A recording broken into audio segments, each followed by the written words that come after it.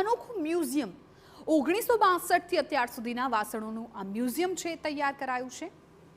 તમે રસોડામાં આધુનિક વાસણો તો ઘણા જોયા હશે, પરંતુ વડોદરાના વાસણો સાધનો મ્યુઝિયમમાં મૂકવામાં આવેલા આ વાસણ અનોખા છે। 1962 થી લઈને અત્યાર સુધીના પથ્થર, કાંસા, તાંબા સહિતની ધાતુઓથી બનેલા વાસણો મ્યુઝિયમમાં મૂકવામાં આવ્યા છે। 60ના દાયકામાં ભારતના ઘરોમાં વપરાતા વાસણોને જોવાનું આ એક ઉત્તમ સ્થળ છે, ત્યારે આજે મુલાકાતીઓ માટે આ મ્યુઝિયમ ખુલ્લું મૂકવામાં આવ્યું છે।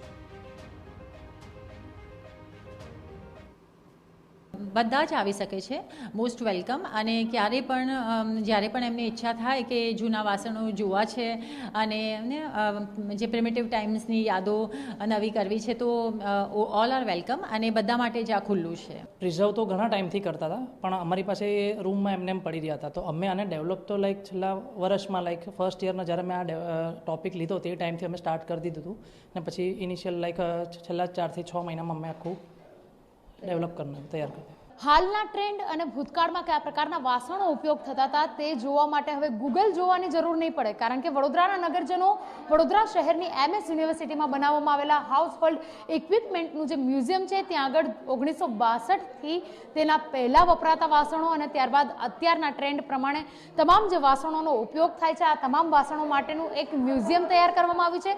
તમામ જે વાસણો મૂકવામાં આવે છે વાસણોની ઉપર તે કયા મટીરિયલનું છે, કયા વર્ષમાં ઉપયોગમાં થતું હતું, આ તમામ બાબતોનો સમાવેશ કરવામાં આવ્યો છે। બ્રાસ હોય, સ્ટેનલેસ સ્ટીલ હોય કે પછી એલ્યુમિનિયમ હોય, માટીના વાસણોનો પણ આ જે ઇક્વિપમેન્ટનું જે મ્યુઝિયમ છે તેમાં તૈયાર કરવામાં આવ્યું છે। પહેલાના સમયમાં ઓવન અને અન્ય જે સામગ્રીઓ છે, ઇલેક્ટ્રિક જે સામાન છે તે કેવી રીતે વપરાતા હતા, આ તમામ બાબતોની માહિતી એક જ જગ્યાથી જે હાઉસહોલ્ડ ઇક્વિપમેન્ટ મ્યુઝિયમ છે ત્યાં આગળથી જાણવા મળી શકે છે। અને આ તમામ જે મ્યુઝિયમ તૈયાર કરવામાં આવ્યું છે તે MS યુનિવર્સિટીના વિદ્યાર્થીઓ દ્વારા જ કરવામાં આવ્યું છે અને વડોદરાના નગરજનો આ મ્યુઝિયમની મુલાકાત પણ લઈ શકે છે।